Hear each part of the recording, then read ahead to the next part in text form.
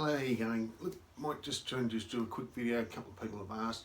I ended up putting on the BNB Dakar bash plate, so now I'm going to attempt to put on the SW Motech crash bars that fit perfectly with the Africa Twin, so and the Dakar bash plate. So hopefully this helps someone out there, because that's all we do it for. Alright, let's go and have a look. So we'll just have a quick check here, see if this works out, but it's a bit dirty, but we've got that. So we're going to try and, oh dear, bit of dirt.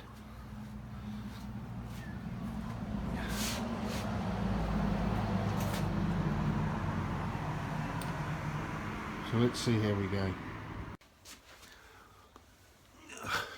So that was a quick walk around there. We'll see how we go. I'll try and do it in steps. I'll try and make it as quickly as I can, because we know what we like. You don't want to be doing half an hour video on every little step. So we'll just nut it down, because most people just flick through them anyway. So it's wasting their time and wasting my time. But as I said, we'll start now and we'll get to the process number one. All right. So basically how it comes.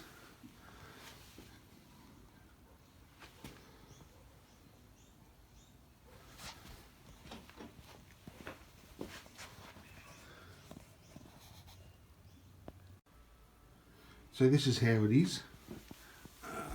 Basically, I just sorted it all out. The spacers, the bolts.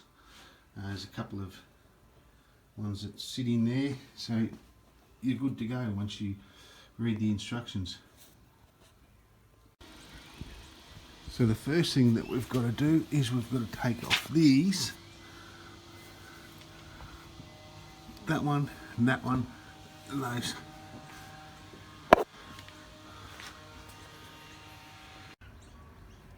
I had to give it a bit of a clean, but first you get this brace.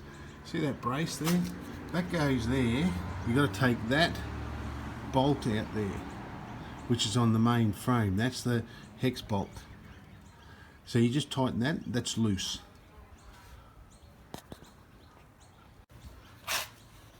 The next is to take out that bolt. You leave that one in, and that one.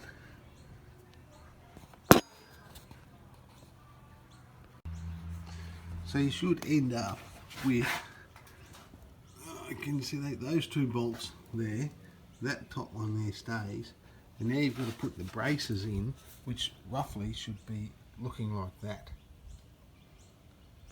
And just don't forget, those are going to be where the muds and all comes up, so just get some easy copper grease, anti-seize grease.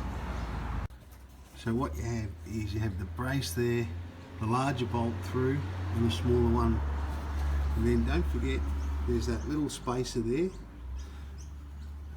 The other one just goes straight through to the other side, and then with the copper grease on it, and we just chuck on the two nuts. So what you end up is with that one like that one, and then on the other side it looks like that. And the spacer, the spacer there on the right hand side of the bike is if you're sitting on it, and there's no, just the two bolts, pipes in the way. No, those two, but you get the idea.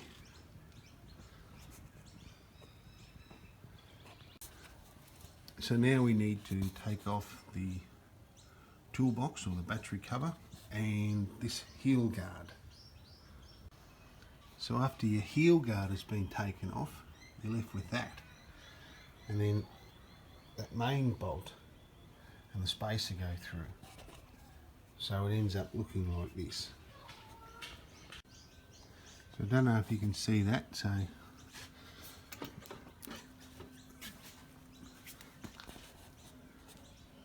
the spacer goes in there right through. Those two connect to that, and then you've got the black bolt that's black. The rest are all stainless. That's one side, and everything is loose.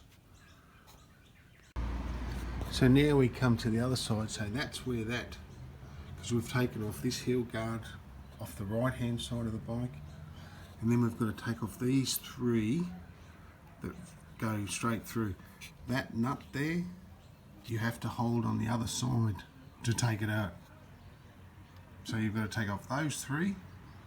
So when you take that little bracket out, you're left with the bolt and two, and out comes the long spacer and two small spacers.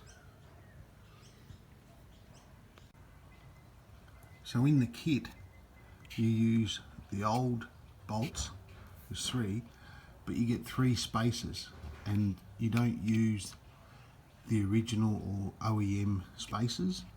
You use the three spacers that you're given in the packet. So that just fits up the top there.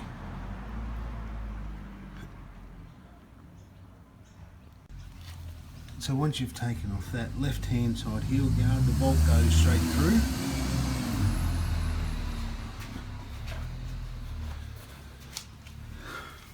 To that side. So this little plastic cover and those heel guards go there. So this is how it is.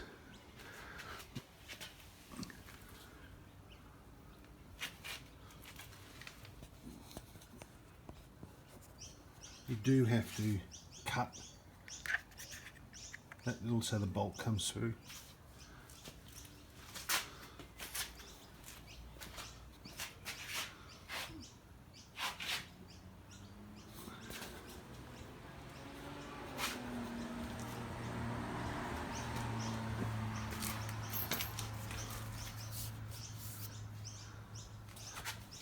And you get a heel guard on that side.